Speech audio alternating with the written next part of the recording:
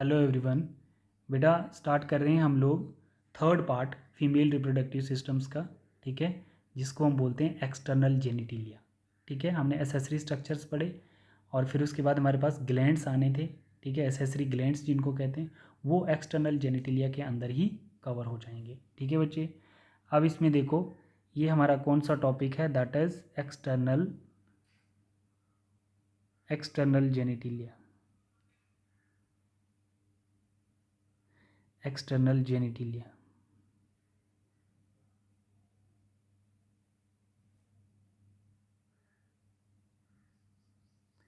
External genitalia heading देंगे आप लोग। ठीक है, एक्सटर्नल जेनिटिलिया में जहाँ पे मैं पेन चलाऊँगा वहीं पे आपको फोकस करना है। डायग्राम कंप्लीट बनी हुई है, यही अपने अपनी नोटबुक पे पोस्ट कर देनी है और ये डायग्राम जो है आपकी एनसीईआरटी की है। ठीक है, अब इसमें क्या करना है, देखिए ये वाला जो अंदर वाला पोर्शंस है, ठीक है, इस पर फोकस करें सबसे पहले आप लोग। ये वाला जो पोर्शंस है, ठीक है, ये पोर्शन जो है इसको हम लोग बोलते हैं वेस्टिब्यूल्स। क्या बोलते हैं? Vestibules. This cavity known as vestibules. ठीक है, अब ये जो वेस्टिब्यूल्स कैविटी है, ठीक है, इसके बेस पे एक ओपनिंग है। ये वाली ओपनिंग्स देखो, इसके बेस पे एक ओपनिंग है। इस ओपनिंग्स को हम लोग क्या बोलते हैं? Vaginal aperture. क्या बोलते हैं? Vaginal aperture covered by हाइमन्स। किससे कवर होगी?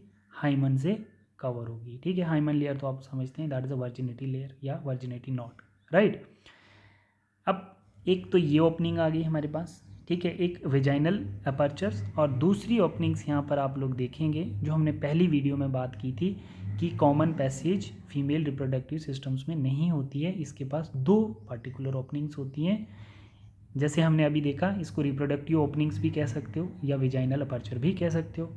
और अब ये वाली जो ओपनिंग है, small opening, that is known as urinary apertures या यूरिथ्रल अपर्चर्स। तो यहाँ से यूरिन पास होगा और यहाँ से क्या होगा? एग पास होगा ड्यूरिंग मेंस्ट्रुअल साइकिल्स या रिप्रोडक्टिव फेज में इसको रिप्रोडक्टिव ओपनिंग्स भी कह सकते हैं। ठीक है, कॉपुलेटरी ओपनिंग्स भी कह सकते हो। ठीक है बच्चे, दो ओपनिंग्स यहाँ पर क्लियर होगी आप लोगों को। ठीक है, एक बेस पे वेजाइनल अपर्चर है और एक टॉप पे क्या है? That is urinary apertures.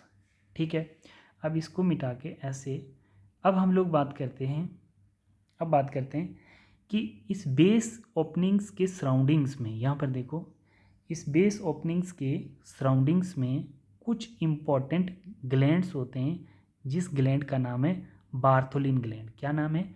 Bartholin glands. ये जो बार्थोलिन ग्लैंड्स होता है, इसको हम लोग ग्रेटर वेस्ट्यूबुलर भी कह सकते हैं। क्या बोलेंगे? ग्रेटर वेस्ट्यूबुलर्स। ठीक है बच्चे, और ये बार्थोलिन ग्लैंड्स जो होता है ये हेल्प करता है म्यूकस प्रोड्यूस करने में फॉर लुब्रिकेशंस। ये म्यूकस प्रोड्यूस करेंगे जो हमें हेल्प करेंगे लुब्रिकेशंस में। ये लुब्रिकेशंस किसको प्रोवाइड करते हैं? स्पर्म को मोटिलिटी देते हैं यहाँ से कहाँ पहुँचने में? जहाँ पर साइट ऑफ फर्टिलाइजेशन, एम्फुला तक। बात समझ में आ रही है? अगर बार्थोलिन ग्लैंड यहाँ पर सिक्रीट होगा, म्यूकस प्रोड्यूस करेगा, तो लुब्रिकेशन स्पर्म्स को देगा। विजाइना से आप लोग खुद देख सकते हैं विजाइना कहाँ है और एम्पुला कहाँ है। फ्लोपिन ट्यूब्स में जहाँ पर फर्टिलाइजिंग साइट है वहाँ तक स्पर्म्स को मोटिलिटी प्रोवाइड करेगा बार्थोलिन ग्लैंड अपने म्यूकस से। बात समझ में आई आप लोगों को यहाँ तक? ठीक है, अब ये तो क्लियर हो गया विजाइनल अपर्चर्स। विजाइनल अपर्चर्स के सराउंडिंग में जो बार्थोलिन ग्लैंड थे, क्लियर हो गया सबको।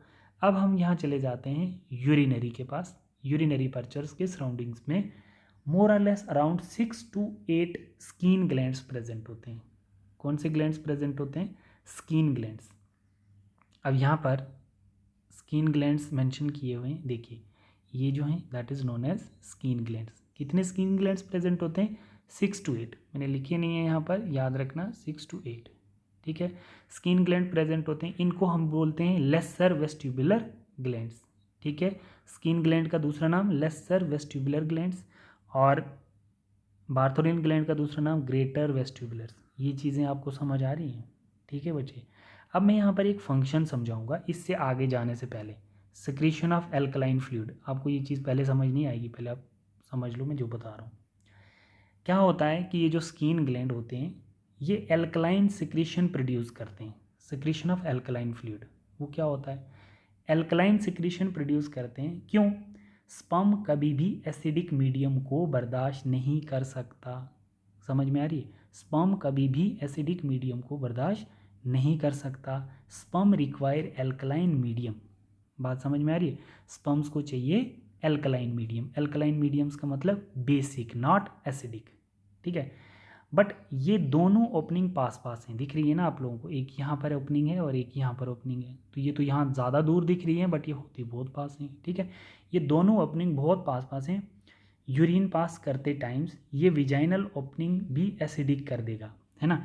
जब ये वाली ओपनिंग जो है, ये जब यूरिन पास करेगी तो ये विजाइनल ओपनिंग्स को भी एसिडिक कर देगी, क्योंकि यूरिन एसिडिक होता है ना।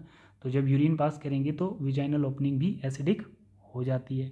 ठीक है, थोड़ा सा विजाइना के अंदर लैब भी प्रेजेंट होता है। लैब का मतलब लैक्टिक एसिड। ठीक है, तो विजाइना के अंदर अपना भी लैक्टिक एसिड बैक्टीरिया प्रेजेंट होता है जो एसिड प्रोड्यूस करता है इसकी हेल्दीनेस को मेंटेन करने के लिए। और यूरिन के अंदर भी एसिड होता है। तो कहने का मतलब क्या है कि इन दोनों लोकेशंस पे थोड़ा एसिडिक मीडियम रहता है। बात समझ में आ रही है? ठीक है, तो इसलिए स्पर्म की एंट्री से पहले ही स्किन ग्लैंड जो होते हैं, ठीक है, वो प्रोड्यूस करते हैं alkaline fluid. Alkaline fluid produce करेंगे और विजाइना के एसिडिक एटमॉस्फेयर को वो चेंज कर देंगे। बात समझ में आ रही? तो तभी यहाँ पर मैंने फंक्शंस लिखा हुआ है, neutralise the acidity around vagina. बात समझ में आ रही है ना?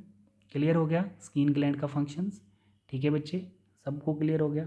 ठीक है, अब हम लोग अब इस वेस्टिब्यूल्स के आसपास होते हैं लिप्स लाइक स्ट्रक्चर्स। इसको मिटा दें अब। ठीक है, अब बिल्कुल बाहर आ जाते हैं। ठीक है, यहाँ से क्लियर हो गया सब। अब इस पे आना है। इसके आसपास, वेस्टिब्यूलर्स के आसपास लिप्स लाइक जो स्ट्रक्चर्स आप लोगों को दिख रहा है, ठीक है, जो लिप्स लाइक स्ट्रक्चर्स है, इसको हम लोग बोलते हैं ये वाला। ठीक है, ये इसके बाहर, इसको लेबिया माइनोरा कहते हैं। ये देखो, ये जो पहला लिप्स लाइक स्ट्रक्चर्स है, इसको क्या बोलते हैं? Labia minora. क्या बोलते हैं? लेबिया माइनोरा या लेसर लिप्स। छोटा होता है ना, लेसर लिप्स या लेबिया माइनोरा कहते हैं। ठीक है, होता कैसा है? इनर होता है। सबसे इनर कौन सा होता है? Labia minora. सॉफ्ट होता है, मॉइस्ट होता है, ठीक है, और हेयरलेस होता है। इस पे हेयर नहीं होते हैं। ये कौन सा है? लेबिया माइनोरा, याद रखना। बात समझ आ रही है? दूसरा, आउटर, देखिए एक और लिप्स है, ठीक है, सबसे बाहर, जिस पे हेयर प्रेजेंट है। ये हेयर दिख रहे हैं आप लोग, हेयर प्रेजेंट है। आउटर है, ग्रेटर लिप्स हम इसको बोलेंगे। लेबिया मेजोरा बोलेंगे हम इसको। ठीक है, लेबिया मेजोरा। वो क्या था? माइनोरा। माइनोरा मतलब छोटा, मेजोरा मतलब बड़ा।